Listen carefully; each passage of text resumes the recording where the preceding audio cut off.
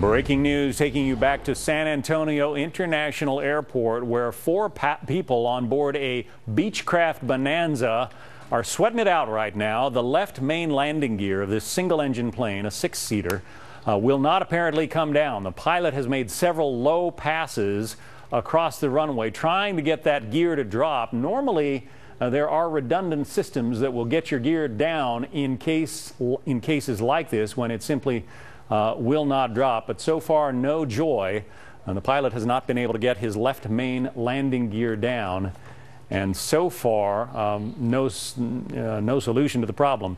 They have been burning off fuel, trying to reduce the possibility of a fire. Leah Gabriel is with us, former Navy F-18 pilot and something of an expert in situations like this. What's next?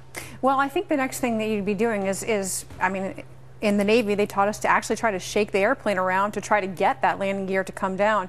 There's not much that you can do if it just won't come down. Eventually, what you're going to have to do is just try to make a landing the best that you can, try to keep the weight off of that gear as you're coming down, and see if you can put it down without too much of an incident. I guess the real problem is if you bring it in with left gear that collapses, then potentially you could snag a wingtip. The Beech Bonanza is a low wing plane. That is, the planes extend from essentially the belly of the plane. You could potentially snag a wingtip, cartwheel it around, and have all kinds of additional problems. Yeah, it's a very dangerous situation that this pilot is in right now, that these people are in right now. As you said, it could cartwheel, a lot of different things that could happen. The good thing is they already have emergency crews on the ground, and also the fact that they're aware of the fact that one of their gear did not come down. That's important. You know, we go through you're a pilot too. We go through a landing checklist before we always land and want to make sure that all of our gear are down. So it's good that the pilot is cognizant of the problem, knows the situation, and is, you know, working to decrease the fuel load, make themselves lighter before they come down and land. Also reduce the possibility of a major explosion. I mean, the more of that fuel you burn off, obviously the better off you're going to be if there is some kind of a fire. And in the event of a belly landing, you are going to have an awful lot of sparks and the possibility of an explosion. Yeah, and it's a good point you make. I mean, there are different scenarios that could occur here. The pilot may choose to do something like a belly landing. Different airplanes will have different emergency procedures. I'm not sure what they are for this particular aircraft, but they'll be going through all of those, and most likely they'll even be talking on the radio with some experts who can go through some possible alternatives. In the big jetliners, when they're coming in this kind of a situation, when they want to reduce their fuel load, they have the option of dumping fuel. I'm sure you could do that in an F-18, but in these small aircraft, you don't have that capability. The only way this pilot is going to be able to get rid of the fuel he's carrying is to burn it and to fly around and around and around until he gets as much of that fuel out of the wing tanks as possible. Yeah, and I've been in a similar situation before, not where I had to burn fuel, but where I had an emergency landing on an aircraft carrier, and they basically had to bring everyone else into land first. And so I had that time where you're basically doing a lot of thinking about how you're going to make that landing as perfect as possible. So I'm sure he's going over it in his head. I'm sure this is, you know, giving him a little bit of time to just kind of breathe and figure out how he's going to execute this landing. Try to make it as smooth as possible. As you can see, there's cameras on station, there's the emergency crews, and hopefully they'll be able to support him as he comes in. San Antonio International Airport. It's going to be a very wide and a very long runway. Hitting the runway won't be the problem. Just hitting it in a way that keeps as much of that plane intact as possible and keeps those four souls on board alive. That's going to be the challenge. Yeah, and it's a good point that you make. The cartwheeling issue, that's a very, very dangerous situation. I actually saw an airplane in the Navy almost cartwheel, where he basically just lost a little bit of control when he was coming into land, started swerving, and almost cartwheeled up. It can be very dangerous. It can cause the airplane to flip. It can be a very, very dynamic crash. So hopefully that's not something that we'll be seeing here. The plane appears to be making another approach. Whether this is going to be its final approach for landing, we don't know, but you see it there in this video from our San Antonio affiliate. The wingtip lights are on. A Beech Bonanza, single-engine plane, four people on board, coming in with landing gear problems. The left main gear, that's the rear gear on the left-hand side, simply will not drop. So are they going to actually touch down, make a belly landing, or are they going to make another low pass so that the tower and folks on the ground can actually get a look at what seems to be hanging up that left gear? We don't know. These are live pictures coming in. and we'll see what this pilot and what the tower have decided to do here. Yeah, and a good point you make. You know, sometimes you will come in and do a low pass just to have people on the ground tell you, is my gear actually down? Looks like he may be touching down. We'll see here in just a second.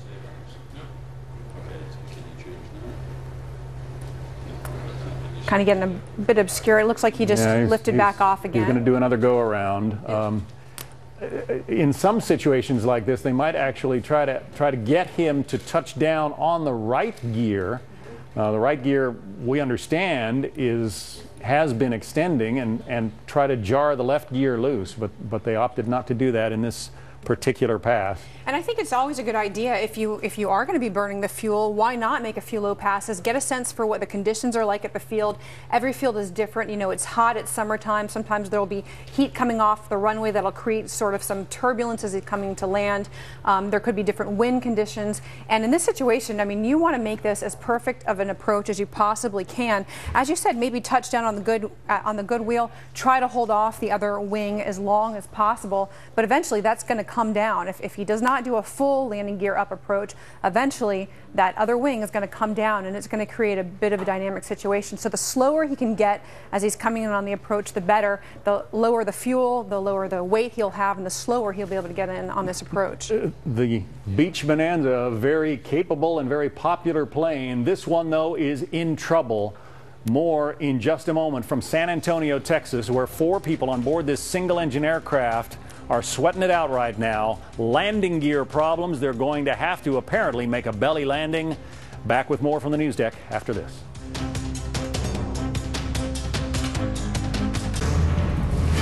Breaking news out of San Antonio, Texas. I'm John Scott on the news deck in for Shep today, along with Leah Gabriel. It just so happens that she and I both fly single-engine planes, although she is the far more experienced pilot, having flown F-18s for the U.S. Navy and landed them on those little tiny floating postage stamps called aircraft carriers. But we have a very serious situation here in San Antonio. 4 people on board. A Beech Bonanza. It is having landing gear problems. The gear, the pilot cannot apparently get the gear to stay down successfully. It appears they may bring this thing in for a belly landing, and the idea is to do that as safely as possible. But you know, this pilot is sweating bullets right now as he anticipates what he's going to have to do, or she. I shouldn't obviously assume that this is a male. That's a good point. Definitely could be a woman flying. And we've been talking about the fact that they've been coming around doing some low approaches, probably to get a sense of what it feels like at the field, what the conditions are like coming into land. Also because they're burning fuel right now to try and decrease the weight so that they can come in at a slower approach speed, get as slow as possible to hopefully make it a less of a dynamic landing. And also perhaps people on the ground, these ground crews might be giving them some information, telling them what it looks like from the ground. Sometimes when you're flying the planes, you can't actually see if your wheels are down. You might have an indicator in the cockpit that's supposed to tell you when you have 3 landing gear down and locked. Sometimes the indicator might be wrong, but you actually have all 3 of your wheels down. In this case, it appears as though they don't. We see that plane coming back in on an approach again. As I mentioned before, they've done at least 1 low approach, getting a sense perhaps for what the conditions are like at the field.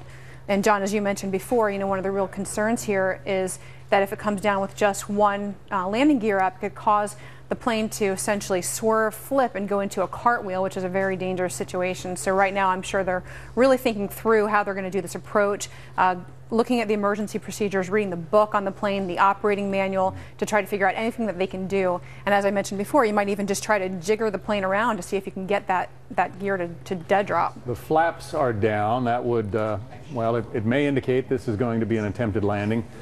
Looking live at this Beech Bonanza, a very popular, very capable, very expensive single-engine plane with no landing gear. It's going to have to come in and make a belly landing at some point. Is this going to be it? We don't know.